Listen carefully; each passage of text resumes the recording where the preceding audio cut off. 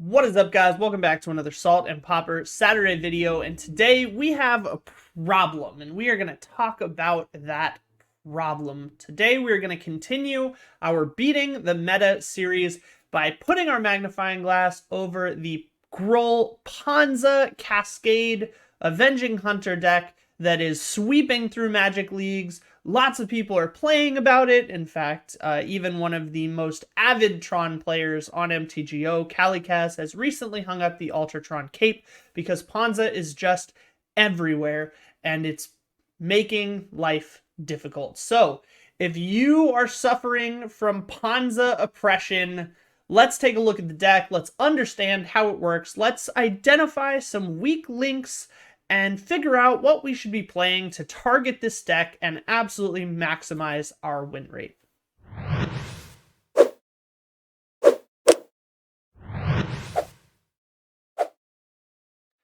Okay, guys, taking a look at this deck, we have a number of cards that you would be familiar with, but just in case you've never seen the deck before, welcome to the video. Let's dive right in. So originally this deck started out with several of these typed dual lands that enter play tapped in order to search them up with things like Moonvuli Acid Moss. However, recent editions have opted for more untapped lands and less fixing, relying almost entirely on Utopia Sprawl and Jewel Thief treasure tokens to provide the limited red slots. In past versions of this deck, it's even splashed additional blue for access to Muldrifter, which allows you more card draw. But this current variation relies very heavily on the Cascade mechanic and the Avenging Hunter initiative in order to eke out value rather than raw card advantage. So we have 17 total lands, 16 of which are basics, 15 of which are forests. It adds a little bit of interaction with 3 Screds. That's why we're running snow-covered lands here. But I have seen some running basics and just bolts. Scred being the more efficient, but play what's in your budget. The core of the deck relies on Arbor Elf, Utopia Sprawl, and Wild Growth to generate a lot of early mana by tapping and untapping a forest to play early land destruction and then ramp out a threat behind it. So we're talking about Thermokarst and Moonvuli Acid Moss to destroy your lands and eke out small value or continue to ramp them into their threats. Llanowar Visionary being the last remaining ETB draw left in the deck over old considered staples like Owlbear and Garruk's Packmate. Now we have just Llanowar Visionary left with a couple of Jewel Thieves for some early game blockers, followed by our main value engine initiative in Avenging Hunter, and then our pressure engine being Cascade. We have 2 sets of Cascade cards, Annoyed Altasaur being the top end, Boarding Party being a hasty 6-drop, and then we also have a new 6-drop that we got from Lord of the Rings in Generous Ent. This is a forest cycling creature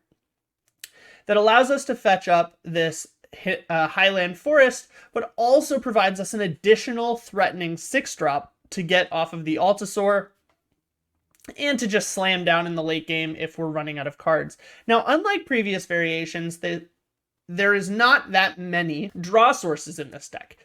Previously, to combat its very swingy type of deck strategy where sometimes you just draw all 1-drops or sometimes you just draw all top end, they compensated with a whole lot of draw to smooth out the deck and minimize the chance of running out of steam or overdrawing one particular thing to let up on tempo and let your opponent get out from under your thumb. This variation doesn't adopt that strategy, instead tries to shore up the curve and really just put as much pressure on the opponent as consistently as possible, but it does run the risk of running out of gas or running out of cards if it's taxed or runs up against some sort of very consistent, like 1-for-1 type control or interaction strategy. Now, staples for green out of the sideboard for this deck are going to be Weather the Storm, Serene Heart, and De-Glamour. Red staple and Fiery Cannonade. These are all pretty standard, but we do have 2 new cards in Cast into the Fire. Now, this does a really interesting Smash to Dust representation in this sideboard, allowing you to have a red card that is both good in the affinity matchup and helps you shore up a little bit of that mono red matchup, just being able to deal with some goblin tokens or some fairies in that case, where Fiery Cannonade isn't going to be enough. You have 2 extra options. It also gives you a flex slot that also adds cards 5 and 6 in the affinity matchup when you need more than just the 4 Deglammers. Ultimately, this sideboard is very solid. Affinity is one of this deck's worst matchups. Red used to be one of the good matchups into this deck, but now with some added interaction, the food that you get off of Generous Ent, funny enough, and some extra removal in Cast into Fire, the deck's matchup into red is actually pretty decent. So what are we going to target in terms of the weaknesses of this deck? Well, the weaknesses primarily in the early game are that it utilizes Utopia, Sprawl, and Wild Growth to enchant a forest so that it can untap it with Arbor Elf. Well, funny enough, if you play something like maybe a Spreading Seas, you're able to make that forest no longer a forest. It's now an island instead, which means that not only can they not untap it with Arbor Elf, but all their Utopia Sprawls will fall off, which is kind of a funny interaction. We also have kind of an old guard in Cleansing Wildfire, which is still very popular in decks like Jeskai Ephemerate, as well as Snapbolt's Boros Initiative control list. So we do have a little bit of our own land destruction to play if they overcommit or have a very enchantment heavy draw to ramp themselves up. You can stop that, but primarily your target is going to be the Arbor Elf. Without the Arbor Elf, a lot of their nut draws, their absolute god draws, are just not going to be possible and often play a lot more fair.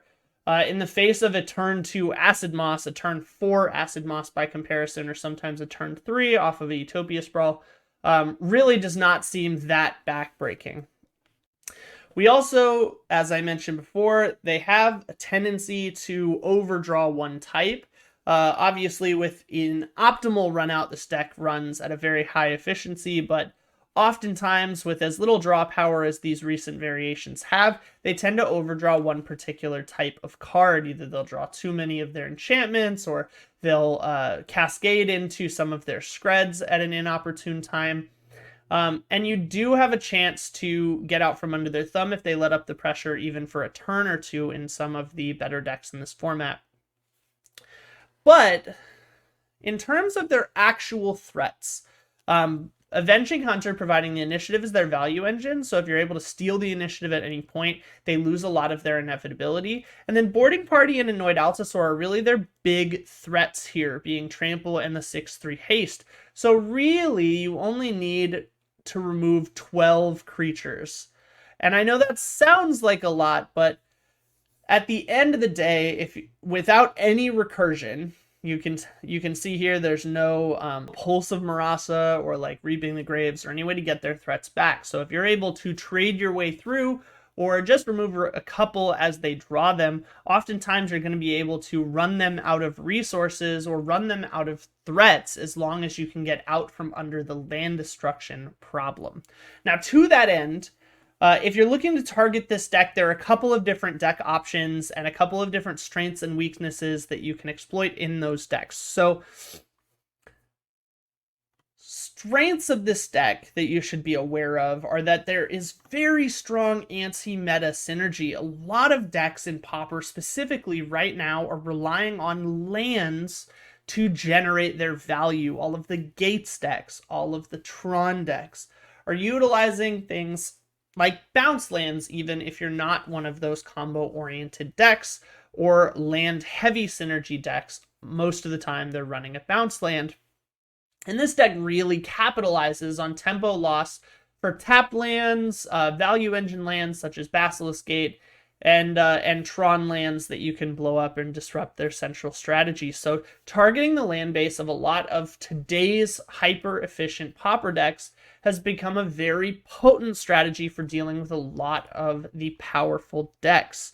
That being said, even if they're not running any of those lands, just targeting the land base in general is going to be pretty good against most fair control and mid-range strategies in Pauper. So you have to be aware that this deck is just naturally pretty good against a lot of those strategies.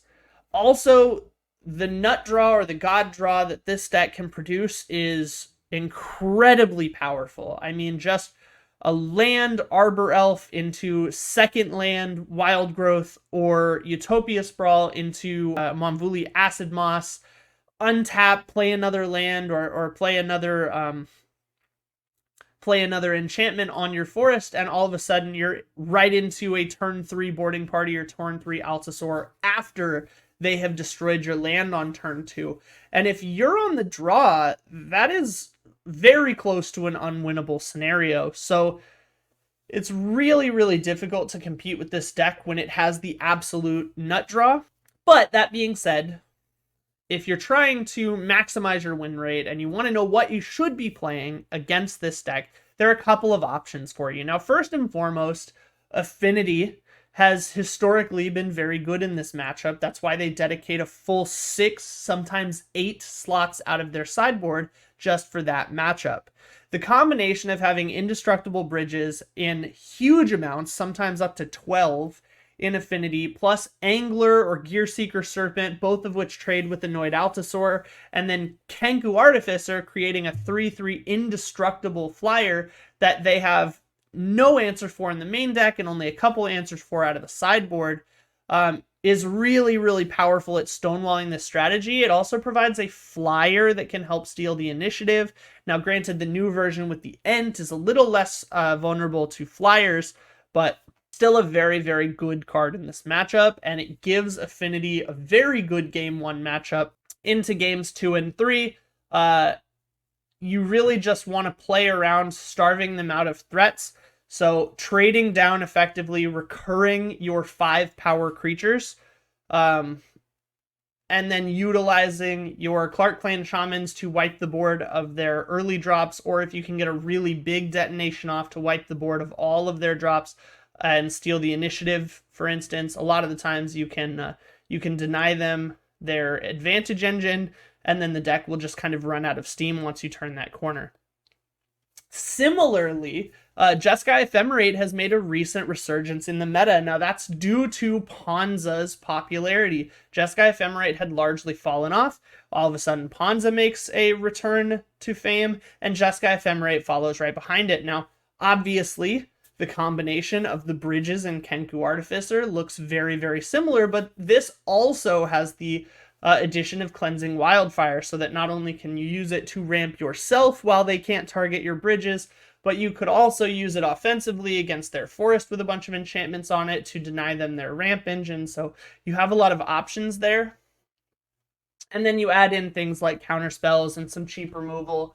Lightning Bolt lining up to boarding party incredibly efficiently is just very, very satisfying.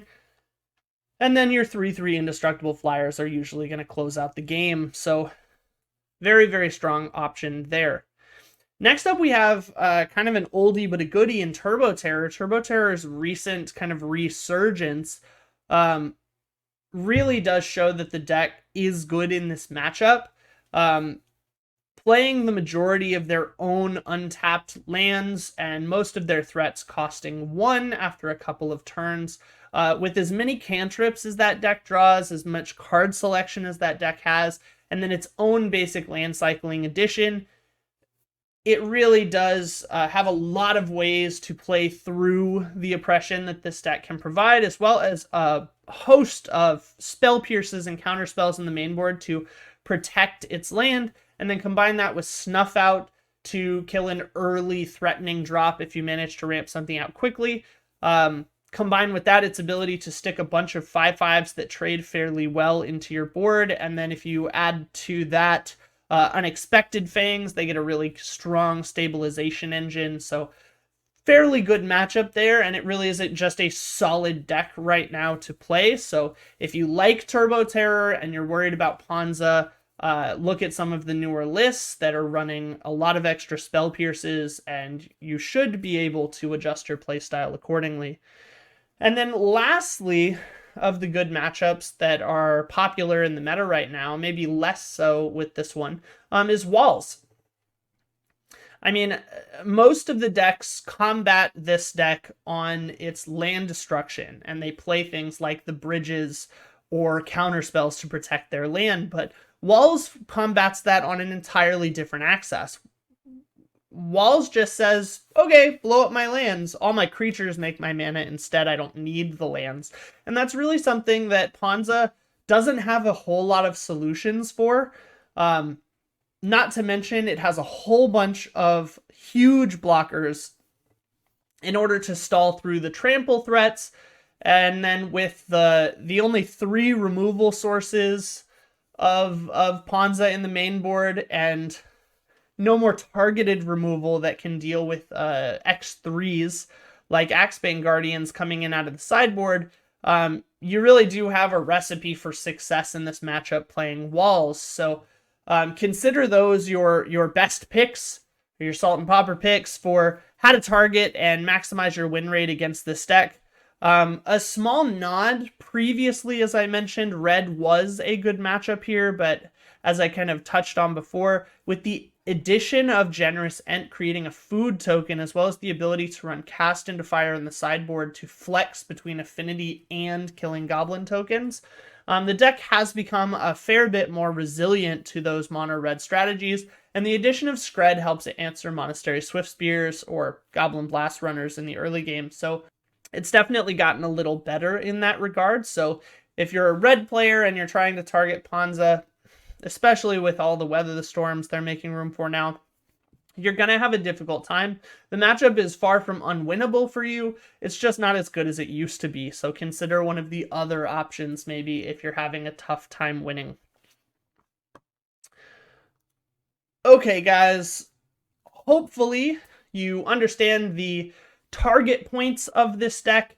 Its main game plan, although simple, is very, very efficient in Pauper as it is today. So hopefully those options give you some different angles to try, some different deck lists to bring out of the bag and run through your leagues in order to target Ponza and capitalize on its current popularity for some easy trophies.